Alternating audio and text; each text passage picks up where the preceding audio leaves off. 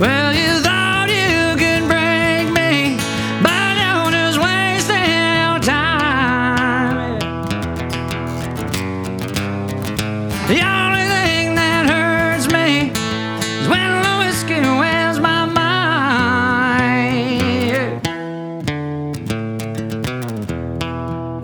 Speed, Colby. That means go time. Go time. In the music, in the entertainment industry. Right. With your coffee. You look good, by the way. Dude, I'm ready. Yeah, your glasses. Kicking. I'm a new long hair guy. Okay. And so let me do the intro first, and then we'll get into that. I'm an old long hair guy. Gotcha. That's why you don't have long hair anymore. Exactly. Helling from Idaho. I love that place. Former fly fishing guide. Didn't know that. Had his grand old Opry debut in 2023. His latest record, Handmade Horsepower, dropped earlier this month. Has previously toured with Luke Combs, Laney Wilson, Muscadine Bloodline, Flatland Cavalry, Whiskey Myers, 49 Winchester, John Party, and more. You can catch him on the road right now with our buddy Charles Wesley Godwin this fall. But today he's out in God's country. We got Colby Acuff hanging out with us. Acuff, Colby Acuff. Wow, this is cool. You guys do it every time? No, that one just rolled. It rolled nice. Actually, we never do anything the same ever. It's, Nice. Everything's rolling. Very good. So welcome to the pod, man. Thanks for having me. out with I us. appreciate it, Yeah, as nice always. to kind of meet you. I think we've been around Right. in the same cliques, circles, for a while, but Absolutely. nice to officially do it. Honestly, a pleasure. Big fan of the show as well. shoot. Oh, Which thank I you. meant to say that before, but it's I all think it was good that I held it. Me too. Oh, it's the same, dude. Same, Did you just same. compliment yourself already? Oh, yeah. That was a very pro move. Well, I didn't know if I but was going to get any from you guys today, so I'm just going to go ahead and start doing this now. Just put it in her head. Yeah. That's awesome. new long hair guy. Never in my life have had it. I kind of hate it, kind of love it. Oh, yeah, that's it. You're good at that this. is it. Yeah. I wear a lot of. I mean, I always wear. Even when I had short hair, I wore hats. But now I definitely wear hats, and I'm even like trying to find. Like we just got back from the beach, and I wore my daughter's little pink squiggly hair things that hold my hair back. Yeah. all the time around. Like the our house. youth minister back in the day? Yeah, which one? You know the one. Say his name. No. Oh yeah, for sure. But honestly, I don't even care that it's pink. As long as my hair's out of my face and off my ears and not hitting me in my eyeball, I'm good, dude. Yeah, so I'm fairly new long hair guy as well. Okay. Oh, really? So Welcome. I grew my hair out in 24, but it never really grew right, so I cut it. And then I got married last year. Congrats. And thank you. I wore a What's his hat. name? John. Yeah. Her name's Whitney. I'm just kidding, but I could have got you right there because I think you would have bought it. I'd have bought it. I know. And we've been totally cool with it. We've been totally fine with But it. I just he's like, oh man, cut that. But no, her name is Whitney. We've been dating for 10 years, but I'd worn it. Gee, she stuck with you for 10 I years. gave her every reason. Did Whitney ever like bear down on you or no? Well, I think the problem was she was from Idaho as well. We met in college. I was living in Idaho at the time. I moved to Nashville to chase the dream, and she stayed in Idaho. She was a teacher, still is a teacher. And Is she still a teacher in Idaho? No, she's a teacher down here now. Gotcha. But she had her dream job essentially. She was doing great, and I said, listen, I'm going to go down there. I'll go down there for a year. Okay. And so, like for 2.5 years, we were playing this like, do you want to be down here? Where are we gonna live? But once she moved down here and committed, I was like, okay, now let's get married. But also, we're on the road 110 days out of the year. So that just took a little bit of time. But bought the ring. And I remember I bought the ring, went and picked up the ring. And I went and got coffee with my producer. And I was like, dude, I got the ring. And he's like, do you have a plan and how to use the ring? And I'm like, What? dude, are you kidding What do you mean? me? Yeah, I what do you picked mean? it up. Like, I got it. So how long did you have it in your possession before you proposed? I picked it up in July, proposed in October. Okay, so not But I messed up so bad because I remember when I'm having coffee with him, I'm like, when did you propose? He's like, I've got the ring and I proposed that afternoon. And I'm like, well, what? How? He's like, well, because it's an engagement ring and it's for engaging. So that's what you use it for. And I was like, so anyway, then I'm off the road. Finally, it's like October. And my photographer was staying with me. This is another big piece of it. the perfect opportunity. like, I gotta I'm go looking at now. my fall calendar and I'm like, slammed. I'm like, dude, if I don't propose in the next 10 days, I won't get to propose until Christmas. And all I can hear in the back of my brain is her being like, don't ever propose to me at Christmas or on stage or at someone else's wedding. Feel that. I got respect for her, actually. Yeah. And so I'm I like, get that. oh. So I pull my photographer aside. I'm like, dude, we gotta get this done tomorrow. Yeah. Plan it up. Secret and get that thing charged And you know up. what she said when I got down on a knee? What? I knew it. She didn't say yes or no. She said, I knew it. Because she knew I was scrambling. Well, probably after 10 years, she probably did know. Yeah, she probably knows a lot of things. Better get down on that song. Yeah. Get to it. That's awesome. Congrats. Thank you. Yeah. Married life, you digging it? Love it. Me too, man. I love it. I was like voted least likely to ever have a partner ever. Kind of like wild man throughout college and stuff. Wild man. Look at that wild hair, dude. Let that chest out. Classic lead singer, you know what I mean? Hang, dude. Let that hair hang. Once we started dating, she just, I don't know, she's just been so good, honestly. Dude, it eliminates so much bull. Yeah. It eliminates bull. Brings a little bull into your life too, but it eliminates most way of it. less. Way less. Way easier to deal with. I had way more problems when I was single. But That's for sure. honestly, no doubt. How fish out of water would you be? Bro. If you just like The lamest. if Cheyenne and Jumps just packed their stuff and left and took the kids and we were back single. Took the kids? I'm just took the kids. Okay. Of course. And they were like, we're done with y'all, start over. Left Maybell, took everything else. Oh, just kidding. I'm getting just into kidding. some personal. Reed has an issue with Jordan's dog. No, I don't. Tell him. Yeah, What tell kind him. of dog is it? I'm a big dog guy. So Same. Bro, I We got are too. two. I'm the Yeah, I have biggest two, dog. yeah. Just because you got dog. I mean, plenty of people got plenty of dogs. No but doubt. ain't dog people. Oh, no doubt. That's very true. Yeah, I mean, we just got back from the beach, dude.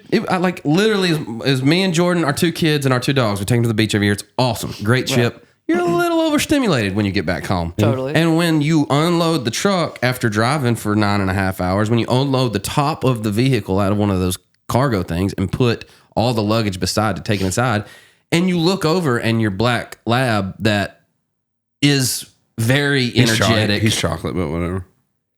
Yeah, chocolate. I mean, honestly, that's a huge debate if we don't know what color the dog I mean, is. he's dark lab. Gotcha. Okay. And he's hiking his leg up and pissing on my 2-year-old's travel bag, whatever, his suitcase. When I just took it out, I might call him something. Yeah. A name or two. Yeah, I might call him just a really bad dog. You know, Totally. That's exactly what you said. and like I can see him, You're a really bad dog. and I called him that looking at him here. The wall was here. I called him that looking there. And then I stepped over and Jordan was standing right there. And I was like, oh, she's like, what's going on with you? I was like, nothing. I'm good. You know, he's done that to one of my bags at your house. Is it just bags? No. He's just, When I was unloading to load up to go on a trip with you, he beat on one of my bags. I think he's just a territorial. I think he's a territorial dog. And I think he's also like, he just came from a place where everything was unfamiliar pretty much and was peeing on everything. Yeah, but I mean, how old is he? He's 6. That's too old to be doing that. But He's a yard dog and he's, I agree. and I mean, So do you. yeah, But I mean, he shit, knew. But dogs mess up. He pees my dad he had pees on my tires. 17 and- labs in his life. We grew up doing a lot of duck hunting, training a lot of labs. Yeah. Mostly retrievers, though. I worked with retrievers my whole life. And You still taking them? well, We can send him one. Unfortunately, so my dog passed in 2022, I want to say. It sounded like, fortunately, my dog passed in 2022. Well, unfortunately. Right. Yeah, I didn't mean to say Unfortunately, fortunately. She was like the best. But so I didn't really want to get a dog after that for a while. She'd been through a lot with me, you know, probably the best dog I'll ever have. And that whole like shtick. That's my Maybell right now. Yeah. That's my, and yeah. So anyway, my wife moves down here. You know, we're about to get married. And right before I actually propose, she's been hounding on me forever to get a dog. Nice. See what you did there? Hounding on me? Well, she's like, I want someone when you're not here. My wife did the same thing. Yeah. So she's like, let's go look at dogs, you know, and I'm like, well, you know, I don't really have time to train a lab, and I don't want to get a lab if I can't train it because an untrained lab can be a lot of things. So we go and adopt this dog, and we go look at it. You know, don't ever go look at a dog with a credit card. Oh, it's over. I mean, It's over. You might as well just say you're going to get a dog. Right. That's what I learned that. Yeah. Right. So anyway, we got this dog, and he's 50% basset hound, 50% cattle dog. Okay. Interesting. Oh, extremely. He looks like a T-Rex. Yeah. But that's two very different worlds. Yeah. Oh, he's crazy. But I never worked with hounds, you know. Yeah, they're the best, man. Well, the first year, I was like Googling, like, do I have to like kill my dog? Like, I don't know what to do. Yeah. And what was the main issue? Just barking all the time or what? No, it's just that, you know, a retriever, their job is to come back. Oh, dude, hounds are gone. No, it's like, and he doesn't really run away, but I mean, like the third week we had him, he got on this possum in our backyard. It was a young possum, so it didn't like really tree properly and it didn't play dead. So it's like on top of the fence and it's hissing at him and he's just like, woo, woo, woo, you know? I'm like, damn, I don't know what to do. Yeah. And my wife's like, well, go get the dog. I'm like, oh. Now I know what to do. That really never dawned on me. So I'm down there, the fence is like 4 feet. That possum's right here. I mean, I'm not a short guy by any means. Yeah. I'm bent down trying to grab the dog, and the possum's like right there on the fence line. I'm trying to pull him off. But he just, you know, it was just a tough, he's like way better now. I sent him to college. I sent him to a little training school. Yeah. Sometimes you have to. Got great. No, I mean, it's beautiful now, but it was a tough learning curve. My wife told me we need to send our dog to school. And I was like, no, I'm going to train him. And she said, you don't have time to train him. Yeah. And I realized in the first 3 months, she was correct. Yeah. I mean, and we sent our dog and she's awesome now. Oh, dude, at this stage of life, 2 kids, it's just 2 jobs. It's just, I mean, to properly spend the time on a dog, it's impossible. Well, and I can't imagine they being a puppy are right now. so good. The trainers, I mean, that's what they do. Oh, yeah, they are no so doubt. good. But so like when I trained my dog, this is a pretty good dog story. So it was in my very first band. I was a lead singer drummer. What was the name of your very first band? It's called Excused Absence. Ooh, middle school band. Yeah, it was really good. Yeah. We've had some good ones on here, man. Excused Absence is great. But we were like an 80s rock cover band. Oh, yeah. It was so sick. And I remember we played a guitar store. Okay. And it was like where our band would practice. And the guy was like, do you guys just want to play in the shop? You guys just practice in charge. Yeah. And we're like, okay. So we played a show, and I remember this girl who I thought was really cute. She showed up, and she had this puppy in her hands. And we had an older lab at the time. And I just remember, you know, I'm probably like 13, 14. And I just remember my dad always being like, well, it's almost about time to get a new lab, you know, we're going to retire this one. And so I get the bright idea. I just take the money from the gig. I buy this dog. Okay. Yeah. So I show up at the house. Bet your dad was super 13 years old. With an 8-month-old yellow lab. My dad's only had black labs, by the way. I show up with a yellow lab. What the hell? You know? Take it back. I'm like, Dad, this is my dog. Yeah. And I bought it, you know? Like, can't say much about that. Yeah. Well, then it like kind of comes to be that the lab really isn't labbing very well. It doesn't really have a nose. It can't swim. It's a pit. You can't do anything. Yeah. But it's like very loving, and we already named it, and my mom likes it. And so my dad's like, well, I'm going to take it to my trainer because my trainer's so great. It's a month-long bird school. So we get a phone call like 15 days later. It's like, hey, Pat, you and your son might want to come out here and see what's going on with this dog. So we drive out there, and he takes this dove, and he throws it up, and he shoots the dove, and it dies, and he tells the dog to go get it. The dog just looks at him, turns around, looks at me, comes over at me, wagging its tail, has no idea. No. It's like, I've spent 15 days with this dog, and this is as far as we've gotten. Gives my dad the deposit back, says, go buy a new dog. Yeah. I said, I'll train it. But I was 14.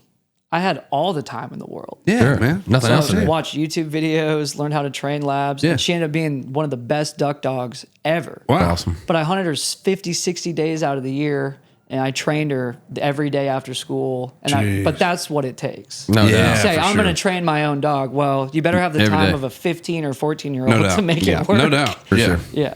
Yeah, for sure. I love Merle, dude. Merle's great. He's a great dog. One time I told him, I was like, dude, if you just run away, that'd make my life easier. The next day he ran away and I felt real bad.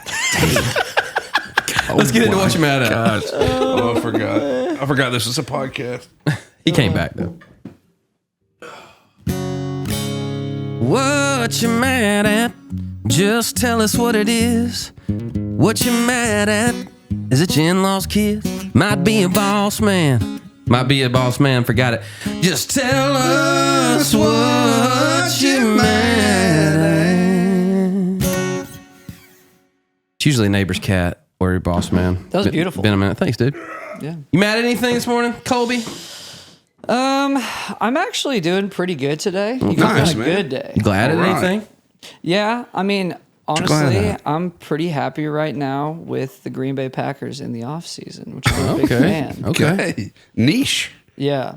Why are you Actually, happy if I had to with be him? mad at something, Oh, wait, yeah, I'm sure, going to go so- football again. switch I'm going to go, gears. I'm mad You're glad that the Packers mad at football, though. at the Rams, happy with Packers. Mad at the Rams because they just picked up Myles Garrett. Yeah, coupled with the fact that my best friend is also a Rams fan. And so, we have our little friend group from back home, very close-knit football group as well. Cool. We all have different favorite I didn't even teams. know there was football in Idaho. There's not. That's why we all like different teams. Because usually, that's why I'm a Packers fan. Gotcha. So I'm a Packers fan. My buddy's a Rams fan. My other buddy's a Cowboys I fan. was about to say somebody's a Cowboys fan. It got to be a Cowboys Every fan. football group has Yeah, a Cowboys right, fan. right. And then my other buddy's an Eagles fan.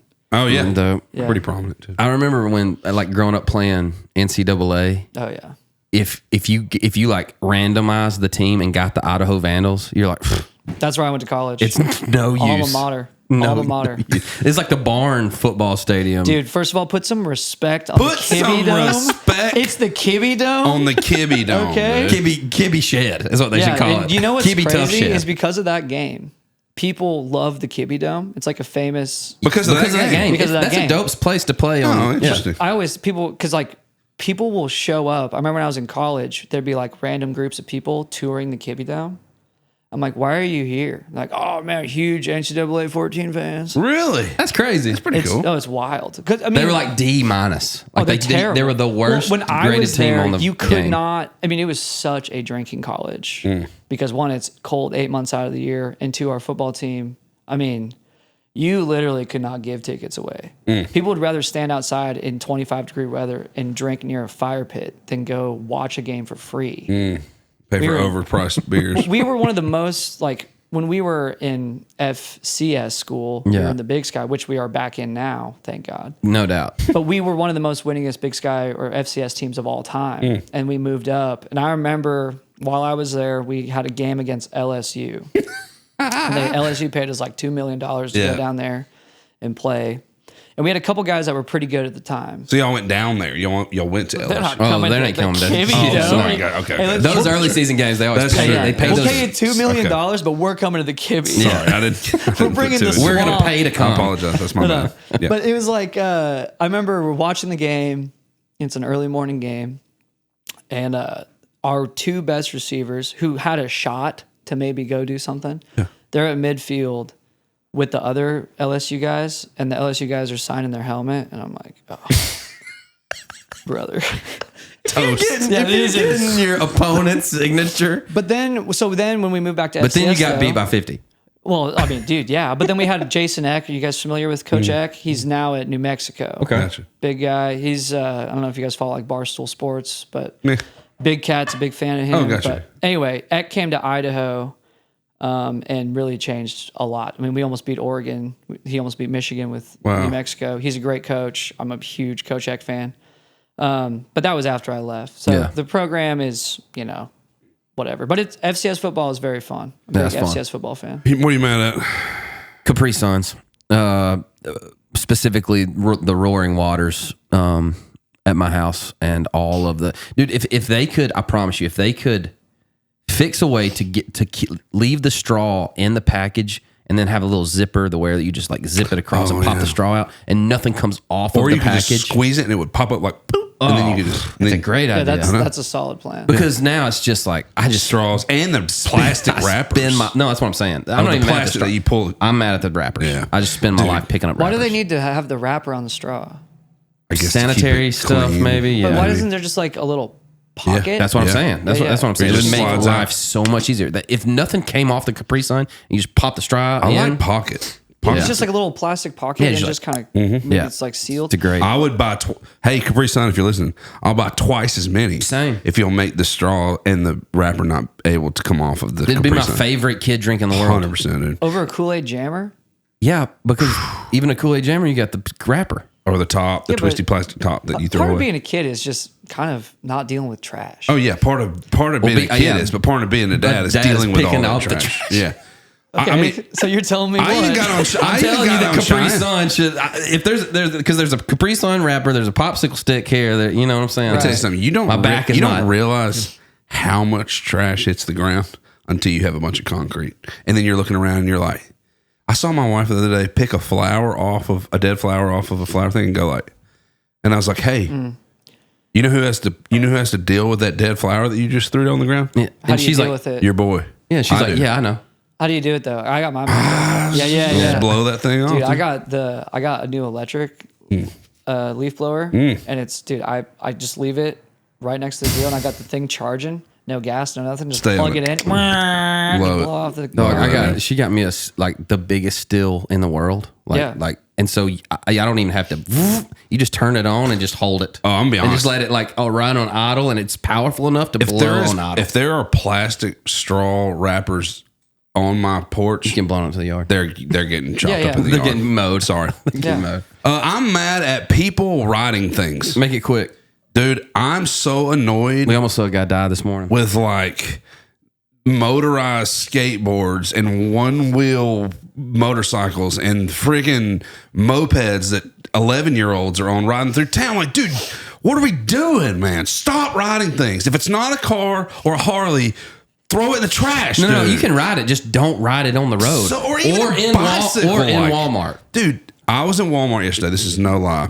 Me and Shine, we never go to Walmart. For some reason, we went after church. Not going back either. Yeah. And two kids come through on things. And I'm like, dude, are you serious? And just about the time. But not the ones they go back to the scooter aisle and grab them. Like they came into the store with electric scooter. Yeah. So they rode through the doors. The guy goes, crazy. Hey, man, sorry. We told y'all last time, get your scooter. You cannot have scooters in here. Get out. And he's like, wait a second. He's 12. This dude's like 10, 12, 11, 13. But he's about to stand on business. He goes, wait a second. Last time we were here, and the guy goes, hey, man, I don't care what you're about to say. I'm the manager of the store. I want you and your stuff to get out. And he was like, but y'all said that if we walked him and didn't ride, he was like, dude. And I was ready to punch this kid, dude. And I'll punch a kid. Let the record show.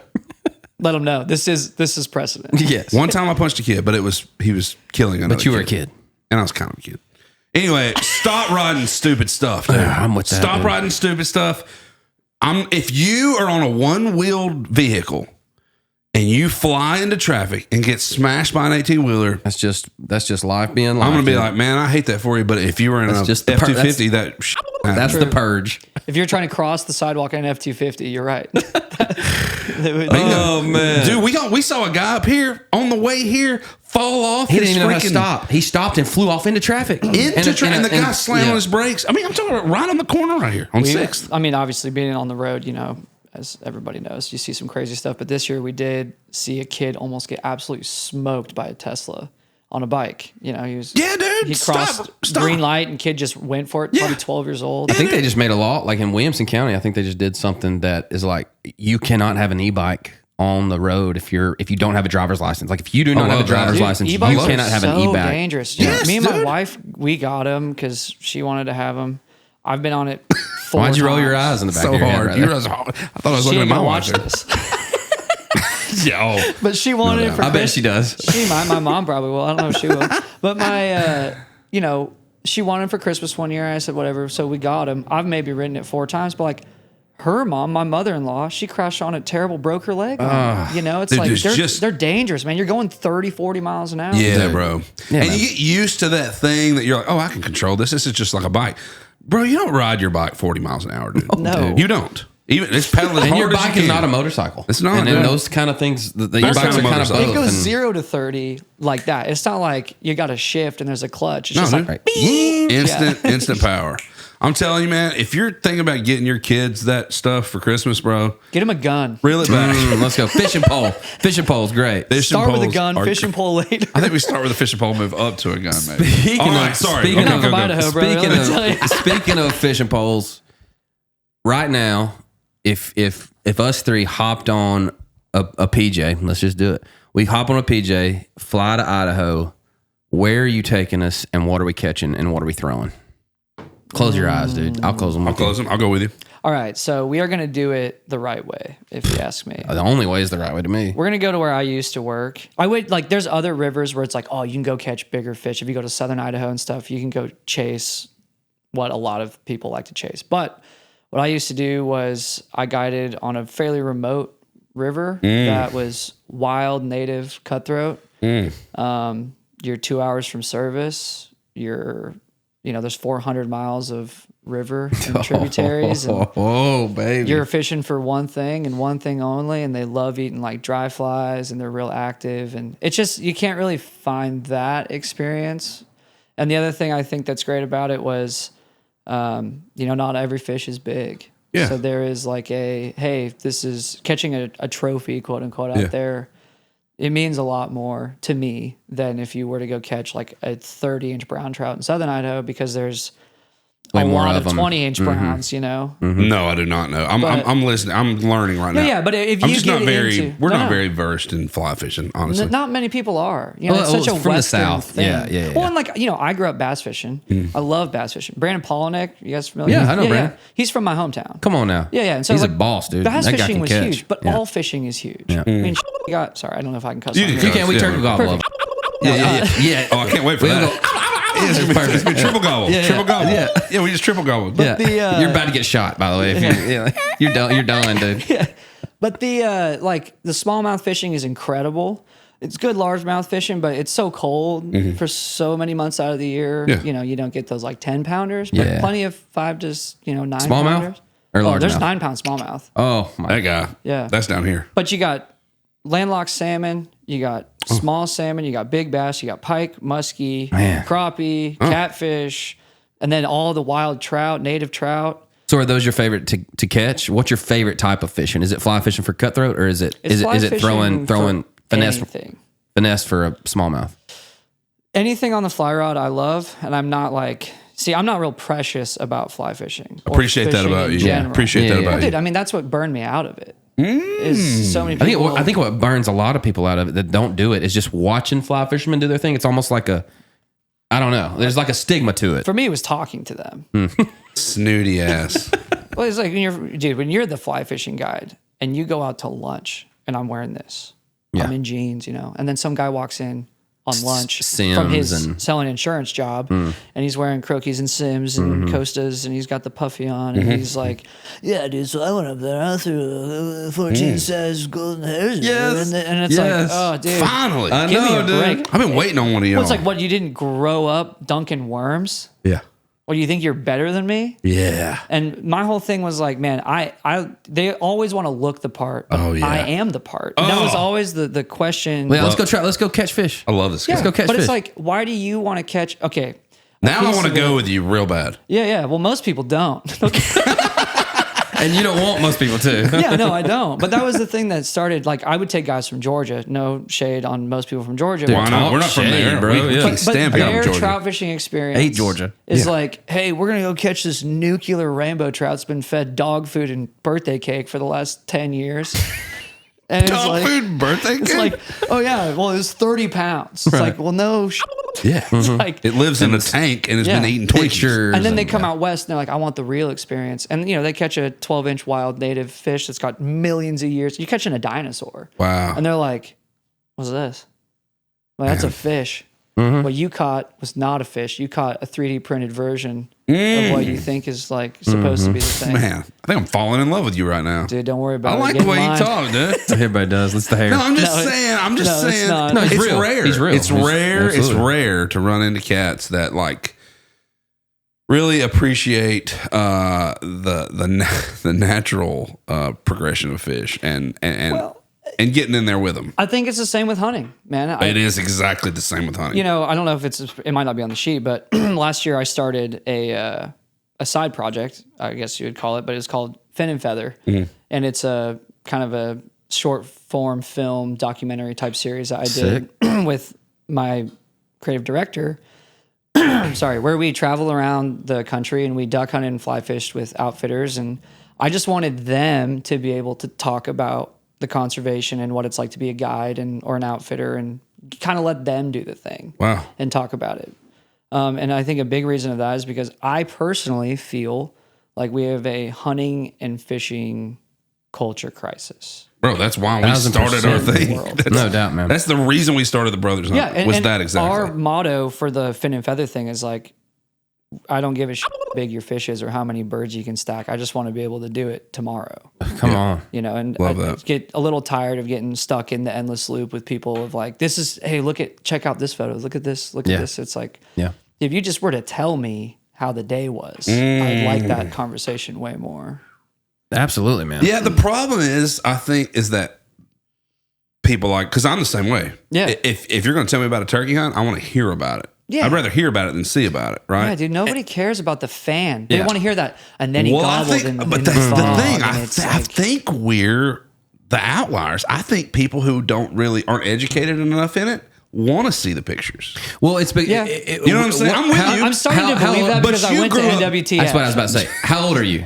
I'm 29. But you grew up doing it. Yeah. We grew up doing it. Right. So, but also grew up in a time where like we were hunting before you posted pictures. Like there was nothing to post. We were hunting before you could share it with your friends, and like growing up that way. Stories. So there was no like, I'm about to shoot this deer and immediately send it to my friend. Like it was like, I'm hunting. That deer is awesome. I want to shoot that deer, and you shoot it, and you celebrate within yourself. You celebrate with your brother, your dad, and there's no like glorification outside of it until you go show people. Until you got the pictures processed. Then that but it's all hung up, and you're trying to get it hung up in your local store. True. And there was always that tailgate down. We ride through town with the tailgate down. That 8-point line. That 3-year-old 8-point line. I mean, I've driven to McDonald's downtown with a beaver on top of my car. I was so excited when my dad would drop that tailgate and roll through quick stop. And then I need to get some gas. And then the first guy, man, good deer. Who got that? Yeah. You know, dude, that was. But awesome. Okay. So here's a hot take that I have about it. This is maybe not going to be everyone's favorite take. Order the court. Hot take. Country court hot take. I was trying, because we did this for about, we're still doing it. We got some episodes in the hopper. We're still going to put them out. But I was really all year as we're going through it, I'm trying to listen to these outfitters and these guys. And I'm still trying to figure out what the issue is. Because it's like a lot of theories of what the cultural problems are. But then I went to NWTF. And to me, that is where I was like, oh, I see it now. The thing about hunting and fishing, for that matter, is it was never about what you wore, what you shot, what you fished, how you did. It was all about, well, we grew up, like my dad grew up doing this. All I wanted to do since I was a kid was go on that first hunt. And then you go on that first hunt, and it's just like, oh my God. And then you're just obsessed with it. And you become obsessed with how to do it. Yeah, man. The final thing isn't always the best part. I've always said, man, I love duck hunting so much. But I love ducks so much as well. That pulling the trigger's tough sometimes, dude, man. If I would never have to, if I could just run the calls and work a dog and do that piece of it, I don't ever have to kill a duck again. And also, if I could release them, I would. I say the same thing. Yeah, I say the same thing. I say the best, like the worst part of deer hunting is killing the deer. And deer hunting would be perfect. Hunting would be perfect if you could chase it, have that relationship with it, shoot it, go out there, cut the back straps off of it, breathe life into it, and it jump up and run off, and you get to do it all again. That would be perfect. But what I'm seeing is no one from that same, I guess, beginnings culture. And I think what it really comes from too is what it used to be is from an outdoorsman aspect. This has nothing to do, when I say it's like a poor man's sport, I don't mean it has anything to do with the actual income that you're making. Yeah. But you always treated it as something that was way more than whatever your life was. No doubt, man. And I don't see that anymore. What I'm seeing is you're buying it. Yeah. You are buying the end product, and I think that's a huge problem. It is a huge issue. And to be honest with you, I don't really know how to go back. No. I don't know how to put the whiskey back in the bottle, because you can. There's two things I think that are a factor in that. One, people are way more protective about their ground than they used to be, or the ability to let people come hunt. The other thing is, I feel like since it became super cool to do, you've had a lot of late comers, right? So you talk about your relationship with the fishing and duck hunting, the same exact way we talk about our relationship with deer hunting and turkey hunting. We've done it since birth, bass fishing too, honestly. And I think when you have someone coming into the sport not having grown up in it, there's this huge learning curve. And I think NWTF is The convention we're talking about, not the actual organization, but the, but the convention. My bad also. No, we get it. But the convention, you have a lot of newcomers to a sport that are extremely excited, and honestly, it kind of breaks my heart too at times. Well, it's across the board though. Like you look at golf. Yeah, it's the same thing. Like it became the same thing. Really, there's a cult. Yeah, because it's all about now. Like it's all about the products you have and the and the bag you have and the clothes you're wearing and the clubs you're hitting. Dude, you think people care about that? Oh yeah, I mean, you go to a Little League baseball game right now. Like baseball, we're talking about baseball now. Little League, they've got the visor, the things. The one thing, dude. They've all got the batting. They're wearing shin guards. They've got sleeves. They've got like bracelets. All up. It's all about the show, man. It's all about the show now. In across the board, man. Which I mean, I don't know. Like for me, I guess the pendulum always swings. Yeah, I agree. Eventually, kids younger. Well, dude, this always happens because kids younger that like they're the youngest brother to the kid that's wearing all the things. Yeah, he's like, why are you wearing all that? He's gonna be like, that's lame. I mean, I hope he is. Or he's gonna be like, I'm gonna do it double, and then the kid after him is gonna say that's lame. Yeah. At some point, you can't fit another bracelet on your wrist. Right. I just feel like we're doubling and then doubling and then doubling. Well, I remember. So like we got sponsorships for this show that we were doing, and shout out Duck Camp. But Duck Camp has been one of the best. Like I don't know if you guys are probably not sponsored by Duck Camp. That doesn't matter. No, it doesn't. But like for me, you can literally say whatever you want to. I love it, dude. Yeah, we don't care. It's on you though. Yeah. But this is great. Duck Camp, holler at us. But no, Duck Camp came through and sponsored our show, and they've been awesome to work with. But like, we went on a hunt, and I was in Oklahoma, and we sit in with. So like the guides will have a hunt. We'll sit in with the clients. Oh, nice. So truly like just get the whole thing. And perk for me is I just get to go hunting. It's great. Sure. Sure, your wife loves that. Yeah, no, she does. It's great. Even though you're gone half the year. Well, the key is takes a special one. She gets a little sick of me, She's gotta be home enough. I don't know what that's like at all. My wife probably never. We'll talk after. Okay, cool. Yeah, I'll show you. But mine's sick of me right now. Oh, for sure. I'm sick of you too. I think she's sick of me. But there's there was kids on the hunt, and they were like, man, you got all that Duck Camp stuff. I'm like, yeah, because I don't know. They send me, they're like, wear the stuff, and it's great product. I love it, but I wear it. I don't know. Because I hunted in plaid and neoprene my whole life. It's whatever you had in your closet to keep you warm. And I loved it. I had no problems with it. Well, for a while, I mean, you couldn't buy anything specific to duck hunting forever until Duck Dynasty. I didn't know what that. I mean? There was no. I mean, I remember when they made the first duck gun. Like we were like making homemade decoys. I mean, it was not like it is now. But they're like, man, those waders are so nice. Like, do you know how much those are? Blah blah. I'm like, first of all, buddy, I'm like, the fact that you're even wearing waders means you're way up on me when I was 15. Like, don't worry about that. Like, worry about... Look to the sky, bro. Can you call? Can you can you set up a decoy spread?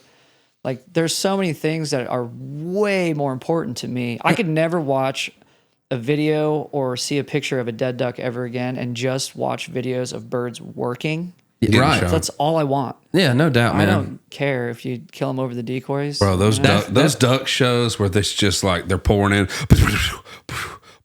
Well, it's the same thing with deer hunting. Like I'll watch if I'm watching YouTube. It look like YouTube, a huddle reel now. They just cut. It's like bang, bang, bang, bang, bang. It's like okay, well, where's the hunt? Dude, it looks like you guys are just killing everything. 1,000, dude. Man, 1,000. and if you could pour that into a cup, if you could pour the experience of making your own decoys, or like figuring out bow hunting with your dad's old Matthews out of a tree stand for the first time, like if you could pour that into a cup and then pour the culture of it now into a cup, dude. I wish you give it to these kids, man, and let them taste the realness of what, like, growing up in it and falling in love with it, man. I wish they could taste. I really do. I wish they could taste what it used to be like. Going to your point, I think it's possible. The problem to me is the access. I mean, there is still access. Well, no, I agree, but I think it's the access to knowledge as well. I think so I think there's a piece of it. I think for like our generation, we're really precious about it. And I think there was maybe a time there is a very small window, but it's the window that matters is when these kids now would have needed to be taken on a hunt and shown that experience, and maybe they weren't. Oh yeah, and I agree. So now they're like, They want the experience because they're seeing it on social they media. want the duck, but or they want the don't deer. have the person there to be like, hey, this is the beautiful part of it. That's actually a good point. They're just like, we're gonna get the YouTube education, which the YouTube education is bang, bang, bang, and then we're gonna go out and do the same thing. And anyone gets in our way, they're the issue. Yeah. And that's that. And I think, if you're gonna critique anything, you always got to look at both sides. And I think I am coming to the realization that maybe it's a little bit even on me for not maybe passing it on. If you're gonna, this guy. if Like you're going this to guy. complain about the state of especially culture and it's not the way you want it to be, what did you do besides if you're not going to complaining do anything about it, then to make it better? So I'm trying to, with this series, I guess that's kind of my goal. Is try to pass awesome. on the beauty. I'm gonna be honest, man. Having killed an extremely large whitetail in my life, Cool, man. it comes to the. I feel like how long was that hunt? About 30 minutes. What'd you feed him? no, it was an all day hunt. What are you talking about? Anyway, How far was the truck from him? 70 yards, but that was his fault. It wasn't my fault. I didn't know he was there. True. The experience, man, I'll just lay it out there. This is the truth. Killed a 210-inch whitetail. It's giant. Biggest deer I've ever killed in my life.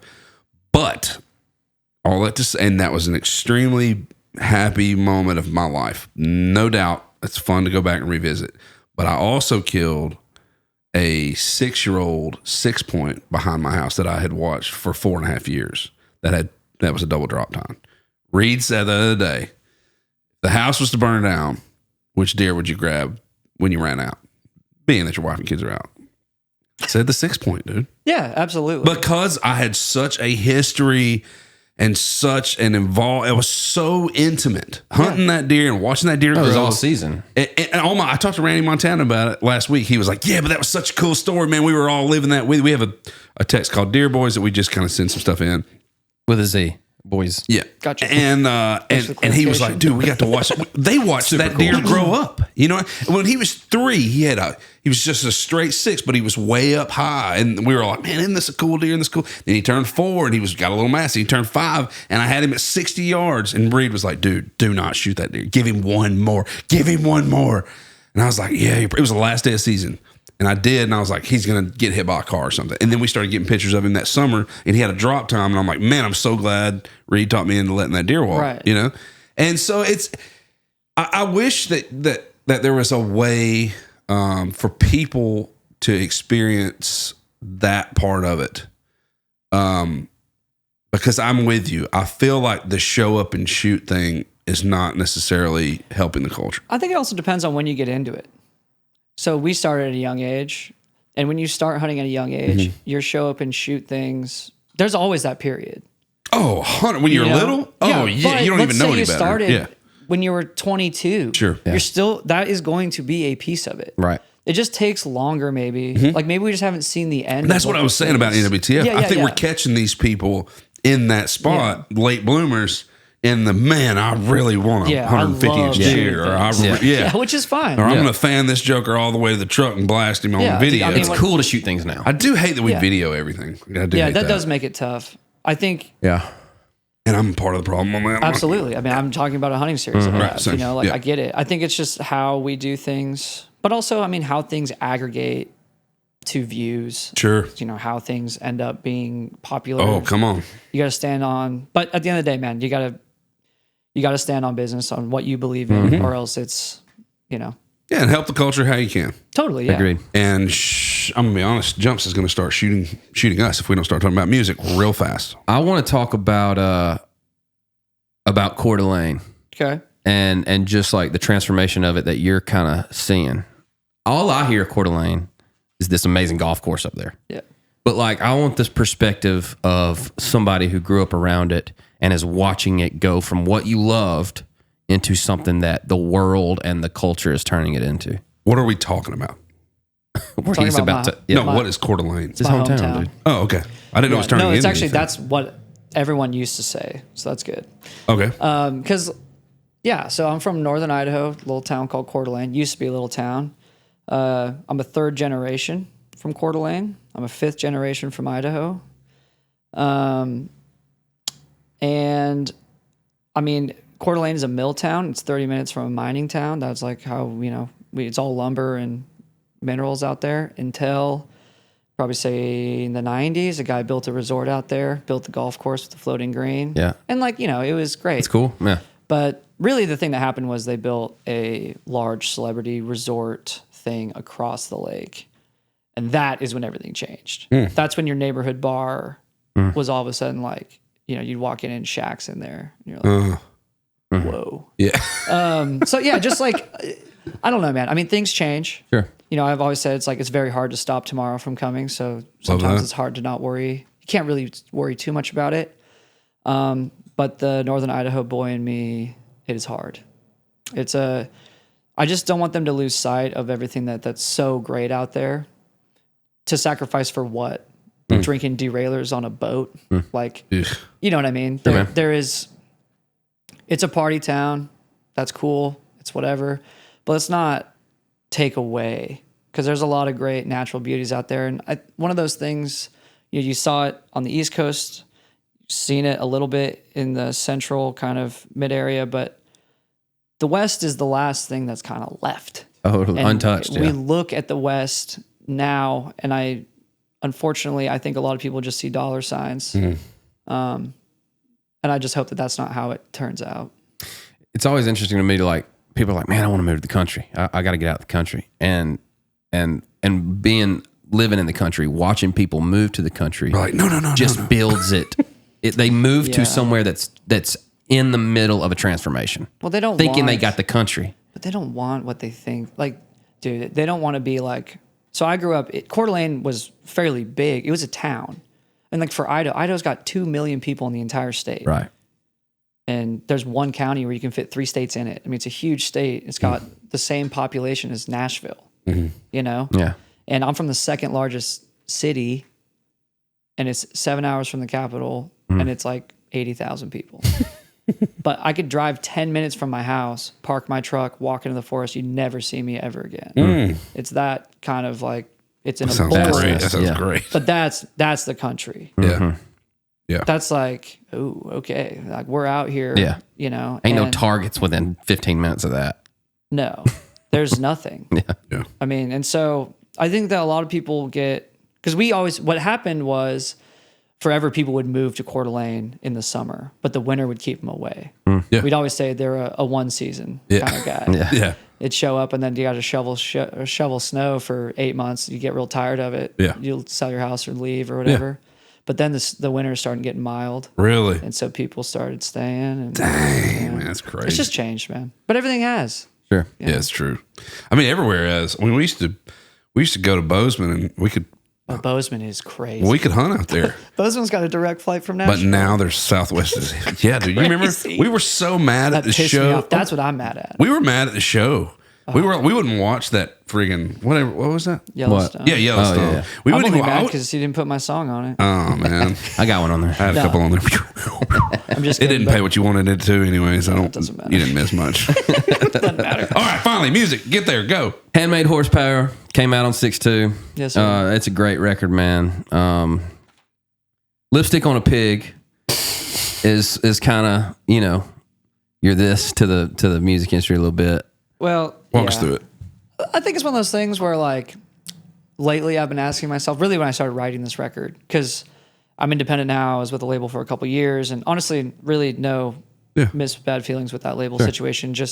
But it's tough when you move to a town that's this is what you're supposed to do. Sure. You kind of juggle with that, what you think you want to do for a couple years. And then only to kind of realize that oh man, I should have just been doing the thing that I wanted to do the whole time. And so when I started writing this record, it was really just me trying to tell people how I actually do feel about maybe my story. Yeah. And my story is always, it's not a bad one. It's just always been, no one really knows what to do with me, which is fine because I do my own thing, I guess. But yeah, Lipstick on a Pig, it's a statement for sure. Yeah. I've heard my dad say that plenty of times. Yeah, that was a saying that my dad said all the time. And I finally figured out a great way to put it into a little song. And I think it's once again though, it's a culture problem. There's no more artist development. There's no. Oh no, there is none. There's no like, hey, let's work on this craft, because you don't need to. If you can sell the craft a little short and get the clicks that you want, and you can beat out the person who's been working on his craft for 20 years. I think you're doing a very good job of telling people in the business what you're talking about. I want you to dumb that down for people who aren't in the business, exactly what you're talking about. As far as selling your craft short for clicks, what do you mean? Well, I mean, I think what I'm saying is there's two kinds of people that move to Nashville. I like it. There's people that want to make music, and there's people that want to be famous. Oof. They can both coexist. Sure. But more and more lately, it's people who want to be famous. And that's fine, man. But if this is it shouldn't be a meal ticket town. I agree with that. This is. I agree with that. 100%. This is a craft town. Yeah, and you know, I think the way we've always said it is there are entertainers and then there are artists. Yeah. And sometimes there are entertainer artists. Absolutely. I think when you start blurring the lines of what those person's responsibilities are within the business, that's where you start getting into trouble, right? Yeah. I think like just, you know, if you're going to cheapen anything, it's hard to cheapen the craft. Well, because, and dude, to be honest, it cheapens everything. The scene. 100%. Like you start No talking, doubt. like, dude, I got friends, you know, they're up in New York making music. I'm like, what are you doing in Nashville? And Really? Like, I hate when they say that. Yeah. Because I really do love Nashville. Yeah. I think it's got a great scene. And like, there's some things I really don't like about it. But that's less than 1% of the things that are happening. Sure. Yeah. You know? And I just wish that perspective would change. Okay, what do you love about it? Yeah, I was about to say, like, Oh, man. let's talk about some great things about it. There are so many people in this town who are so talented and believe in the right things. And man, you talk about a city that is really so truly its own art. Like, I mean, think about like in the early 2000s when you got Kenny Chesney doing country, like beach stuff. I don't even really know what he was doing then. Yeah. But at the same time, No shoes, no shirt, no problem. Yeah. but you also have Third Man Records with Jack White doing crazy artsy rock records, printing to vinyl on, you know, that should be the thing here. I think Nashville should be a thing where you got 3 or 4 scenes all thriving at the same time versus just the Good Old Boys Club doing their thing on Music Row. Because there's a lot of people here doing a lot of really cool things, and not a lot of people are getting credit for it. That was one of the things that surprised me most about Nashville when I moved here for the first time. Is like, I think outside looking in, you think it's a country music town, Right. And everybody just kind of see Nashville, you think country music, but like getting here and living here and going to shows here and hearing, walking down DeMumbrian or walking down, you know, like wherever, or going to Exit In and seeing some, like it blew my mind how many like underground music genres were happening, and the rock scene and the pop scene and the rap scene and like I mean ungodly talent across all the boards there, but like that's what blew my mind the most. And it does seem like it's kind of taken a back seat to the coolness of what country music is now. It's because no one's moving to town to do it. Like, I'm a problem of this. I moved to town when I got a record deal. Because that is what's happening. The chasing of the dream, I don't know if that necessarily exists anymore, but I think it exists in LA and New York. I think kids from BFE move to New York. Yeah. To go like, I'm going to make it in Brooklyn the hardest way possible. Yeah, grassroots it. But there's a I'm not even going to, I think it's a necessity now, but like you post from your bedroom so that you can get the deal to move to Nashville. Agreed. And that's what I did. But mine was during COVID, it's a little different. But like, I don't see a bunch of, like when I walk into a bar right now, I don't see a bunch of 21-year-olds hungry sitting there. I see a bunch of influencers, which is fine. I'm one of them. And we're all, you know, like, oh, yeah, that was really cool what you posted the other day. That's awesome. But we're not doing the thing where like also you get done with the bar and then you all go to a house and you sit there and you play music till 3 That's not happening a.m. anymore. I'm not seeing it, but I also might be too old now. Yeah. So like I'm hoping that that's happening. I would love to be a part of it. Yeah. Like if that's happening, dude, I mean, I know I'm 29, but I mean, I will stay up till 4 a.m. Yeah, I will not. But yeah, you should. But, you know, You should, I'll do it because I think that kind of thing, a scene, and the scene is always going to be comprised of the have-nots. Yeah. But that's what makes it so cool. It's true. And I think if there could be a scene with a little bit of an edge to Nashville, it would help a lot. I think once again, I think what you're running into is, we say this all the time. How does a guy like us? We showed up. I mean, I was a little before Reed, but I showed up with a pocket full of songs. Yeah. Thank God I had a buddy who was in the business that could kind of walk me into some doors. Now, he told me straight up, he's like, hey, man, I can open the door for you, but you got to open it and walk through that something. I can't. And be cool in the room that the door leads to. Like be good enough to all of that. Know how to handle that situation. I think the problem is now, I mean, we could barely afford it, but I don't know how a guy that's 22, fresh out of college, decided he would quit, been writing songs in his hometown and hasn't gained giant popularity. Because most of the time, like you're saying, I feel like the money-making aspect of that has to outrun the person, right? Like the record deal before you come to town. Moves to town, finds some job. Because, dude, I'll be honest, if you ain't balling in this town, I don't know how you're paying for anything. I mean, rent now. And that's just I had a friend, thank God, shout out Brandy Russell, that let me live in a office closet-esque kind of thing for $500 a month, dude. And I worked in the back of a box truck and umpired softball games and played gigs to try to make that rent, right? And I could afford it. But dude, how do you come here now and afford a $2,800 rent? Yeah. While you're trying to become a songwriter or you're trying to become an artist? Well, I mean, I don't know. Because that's what we did. We would get together and go to houses and play music because we couldn't afford to go to the bars. I think that's another thing too, where it's like, that is also not the reputation that you want. Right. For a music town. It's too expensive. Only rich people can right, live there. Man. I mean, do you not feel like that? Do you feel like, I mean, I feel like everything's insane. I definitely feel like that. Yeah. Are you kidding me? Yeah, you can't not feel like I mean, that. think about just tour expenses right now. Oh man, I can't imagine. Insane. Gas, hotels, food. tough out. It's crazy. So what do you? Let's move to some positive thinking. What would you tell a person that wanted to do what you do, or what I do, or what Reed does, or what Jumps does, or what Walker does, or what Chloe does? Like, how do you even get to this town? Where do you start? Well, I think the reality is like, I can't also, it's hard to tell somebody like, hey, you need to move to Nashville. Sure. Because I don't believe that. Right. But I wish there was more people here that were in the hungry stage. I wish I almost had to tell people that. You wish you had to tell people, hey, you got to be here. Yeah. Like present to win. Yeah. I don't feel like, that's what we used to say too, but I don't feel that way anymore either. But I think that, okay, just because something... I do. I still feel like you have to be here present. You do have to be present. As a songwriter. Well, all I know is the songwriter thing. Because you got to be here when the guy cancels. I'm talking about when the guy cancels and they say, hey, we got an opening, this guy will do it. You got to be that guy. Yeah. No and doubt. you do have to be present to win. But like, I've been talking to some of my friends and guys who probably have a fairly negative connotation to Nashville. Oh, yeah. But I'm like, you should move here. And they're like, why? I'm like, because I'm here. Yeah. Like, if I'm here, like it's, if you're the only outcast or feeling like that, it's very hard.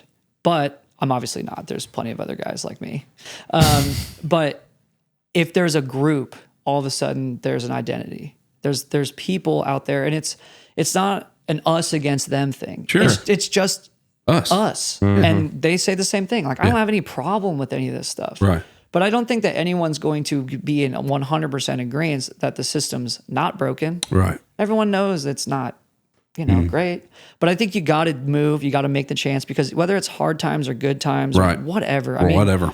The world needs artists. The world needs songs. Like, what are you going to do? Not jump? If you're not going to jump, just go sell insurance, man. No doubt. The reality. You can't have no backup plan in this town. That's kind of the advice I would give somebody. Yeah. It's like, if you want to do it, go all in, but don't let the faucet drip. Yeah. I mean, I think that's kind of what we say. No doubt. That's essentially what we say. Absolutely. Like, you kind of just got to come up here and grab it. Yeah. Grab it by the tail and hold on. Give it to you. Yeah, you got to. No doubt. Nobody's giving you nothing up here. Yeah. If anything, they'll take it from you. Man, can we get one? off of the record? Yeah. This is a little song called "Long Way from the Bottom," and I always just wanted a song that was, just kind of gritty and just about like kind of hard times, but it's fun. It's kind of a whiskey drinking song.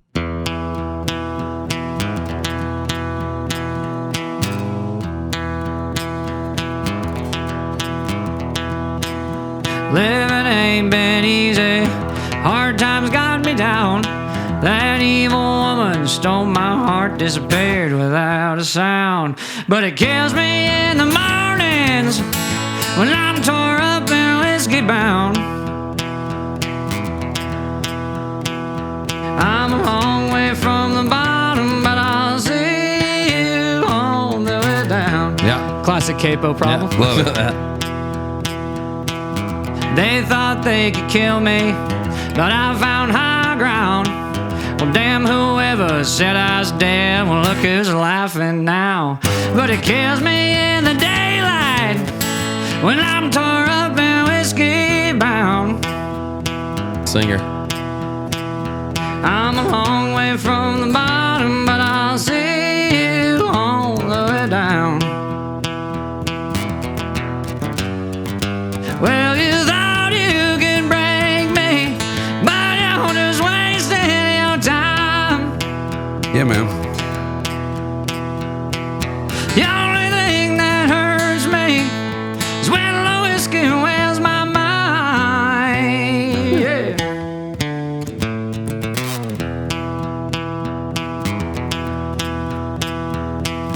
Living ain't been easy. Life has got me down. Don't worry, dear, I'll be right here 6 feet above the ground. But it kills me in the nighttime when the memories get too loud. I'm a long way from the bottom, but I'll see you all the way down. Well, you thought you could break me, but you're just wasting your time. The only thing that hurts me is when the whiskey wears my mind.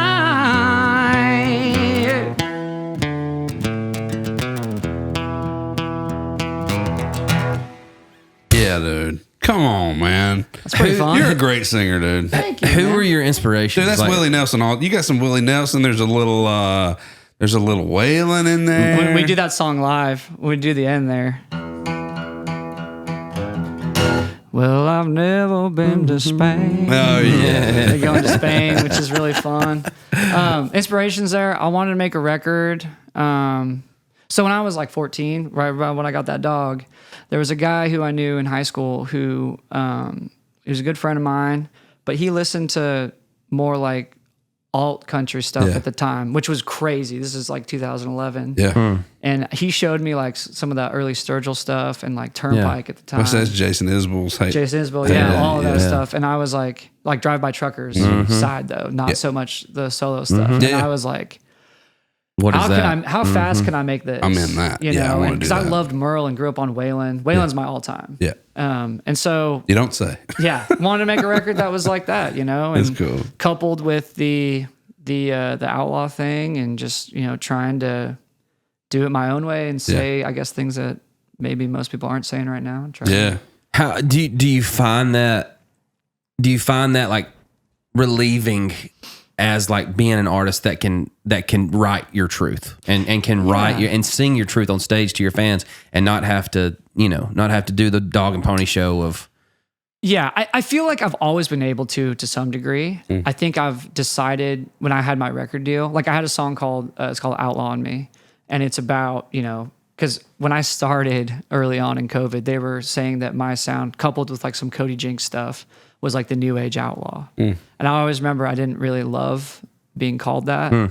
And so the tag in the song is like, you still think I'm an outlaw. Yeah. And like, it's not about hats, tats, sound, or in between. It's about not being wanted where you want to be. Absolutely. Is kind of the line. And that's always Bars. been me. Yeah. Thank you, man. Yeah. Yeah, I've always been from the outside looking in.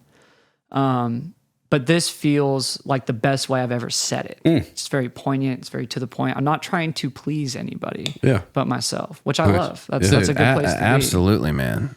I think when you get to that point too, there's more people out there that feel that than you think, you know?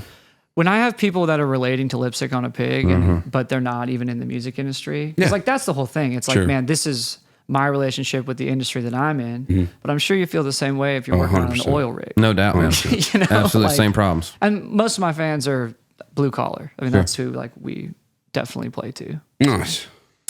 If 18-year-old Colby met 29-year-old Colby today, Boy, yeah. would he be proud of him, or think he'd gone a little soft in the music industry? Ooh, I think he'd be proud of me now. I think. Glad to hear you say that. Whew. I think he'd be really proud of me. I think he'd be proud of the same records that I'm proud of. That's awesome. You know, this is my 7th record. I put out one a year, or there's a little lap because it's been about 6 years. So somewhere in there, I did kind of 2 and within 12 months. Yeah. But the records that I'm the most proud of are the records that are most true to me. Yeah. You know, I can't say that's all of them, but sure.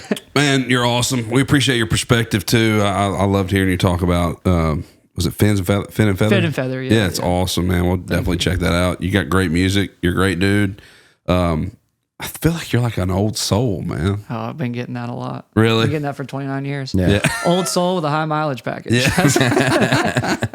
That's me. Man, you're a great singer. The record's good. We loved listening to it the last couple of days. Give us a graver, man. Get us out of here. We've been here an hour and 2 minutes. Thanks for coming and hanging out with us. My pleasure. Thanks for having me on, boys. Yeah, we're going to do something. Beat it up, dude. Beat that thing something up, a little different. Yeah, do it. Get out of here.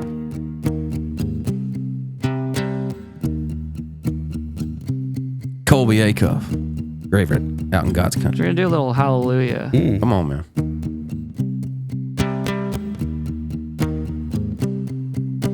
Heard there was a secret chord David played and he pleased the Lord, but you don't really care for music, do you? It goes like this: the 4th, the 5th, the minor fall, and the major lift, the baffled king composing hallelujah, hallelujah, hallelujah, hallelujah, hallelujah. A cool rendition of it. Faith was strong, but you needed proof. Saw her bathing on the roof. The beauty in the moonlight overthrew you. She tied you to a kitchen chair. She broke your throne and cut your hair. From your lips she drew the hallelujah. Come on, dog. Hallelujah, hallelujah, hallelujah, hallelujah.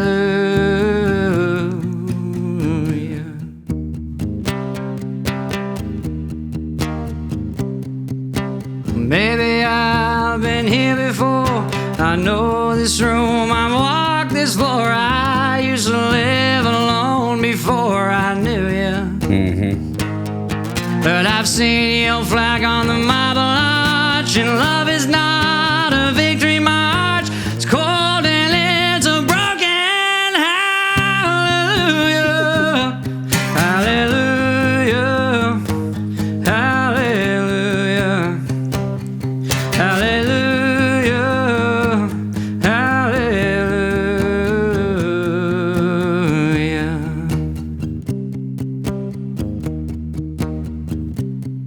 Well, there was a time where you let me know what's really going on below, but now you never show it to me, do you? Remember when I moved to you, the holy dog was moving too, and every breath we drew was hallelujah. Hit it. Hallelujah, hallelujah, hallelujah.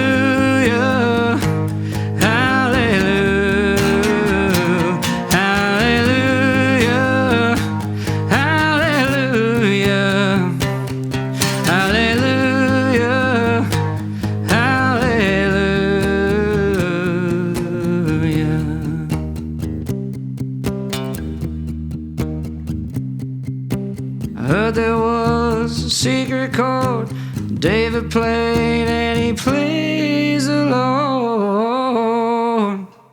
But you don't really care for music, do you? Come on. Man, it's so good. Hey, Cuff, everybody. Oh, that just felt good in my guts. Man, I dude. needed That felt that. good. That was the second song I ever learned how to play on guitar. So You did great. That's one of my favorites, man. That was You awesome. murdered it. No, You murdered crushed that, it. dude. Thank you so much. Man, you're awesome. Come back. Will you come back? I will come back any day. We should do this every week. We do. Where can they see you, dude? Where are you going to be on the road? Where are you going to be playing? By the time this comes out, so we'll be out with Charles Weston Godwin for Yeah. a couple shows in August, but we just got off spring tour and we're going to have a whole headline fall tour, which I'm sure is out. So That's awesome. go to colbyacuff.com or Colby Acuff on socials or right. Colby Acuff on Spotify or Do the things. just don't call the radio and ask for Colby Acuff because they don't have it. But everywhere else you can find it.